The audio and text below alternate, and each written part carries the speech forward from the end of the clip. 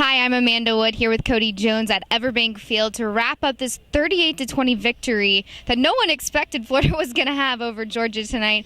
Cody, a lot of talk about the run game tonight. Kelvin Taylor, Matt Jones, they had an outstanding game tonight. They credited the offensive line in the locker room. They said, hey, how about that offensive line? Cody, what made them so productive tonight? They really were able to do pretty much whatever they wanted from the beginning. It was really interesting to see the way this offensive line was able to dominate this game. They really struggled against Missouri. Past that, I thought they played pretty well throughout the year, just hadn't really shown up to this point. Clearly it showed tonight. The first time in Florida history, two backs go for over 190 yards. It really kind of felt like more. I know it sounds ridiculous, but this running attack was really impressive. That's kind of what Will Muschamp wants to be on the offensive side of the ball. Obviously, Florida's going to have to throw the ball more than they did today, but that's the identity he wants with this team. And you could see the way Jones and Taylor ran with a lot of confidence, but I don't think that Georgia defense really, it's kind of strange to imagine because you'd figure with a first-time starter at quarterback, Georgia would be prepared for the run game. I think that's what makes this even more impressive, too, that Florida was able to dominate the line of scrimmage like that.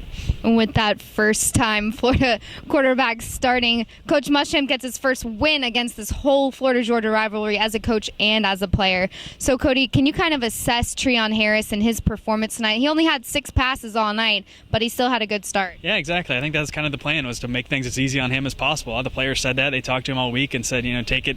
We're going to take this thing for you and take the burden off him. I don't think anybody expected him to throw only 6 passes, but he did what he was asked to do, managed the huddle, did a pretty good job there as well. So this is going to be a constant building thing for him. I'd imagine would add a little bit more every week and just kind of go from there. But when you're in a situation like this where Florida doesn't really need to throw the ball that much, it's kind of why they went with it and just stuck with it. I mean, it's so rare to see a guy throw the ball one time in the second half and for a team to dominate this game the way Florida did, but they just stuck with what was successful, and clearly it worked, and Treon Harris is 1-0 as a starter.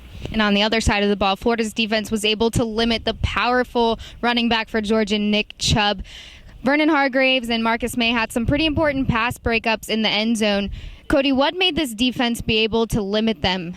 Yeah, it's a completely different story after the first quarter. Georgia basically was all on the ground and basically sticking it in Chubb's stomach every single play, it felt like, and he was still gaining yards. And whatever happened after the first quarter was extremely impressive because Florida completely limited what he was doing and limited what the passing game was doing. I think that's kind of the key to beating this Georgia team, getting out in front of them, making Hudson Mason throw the football, because you saw he's pretty inaccurate afterwards whenever he's forced to throw, whenever defenses know he's going to do that. So that was the key for this Florida defense. They were able to pin their ears back in the pass rush, get after him a little bit. Dante Fowler just continues to be extremely disruptive this year. Really big game for him, and I think that's kind of the energy for this Florida team. Now, whether or not you want to pin it all on Treon Harris being the starter, whatever happened during this bye week, this team and on offense and on defense just has so much more confidence than we saw against Missouri 2 weeks ago. Right, and one important injury that happened on defense was Keanu Neal, who Coach Muschamp said that he might have a high ankle sprain, but they head to Vanderbilt next week, and we'll have you covered for everything right here on FightinGators.com, so keep it locked. For Cody Jones, I'm Amanda Wood.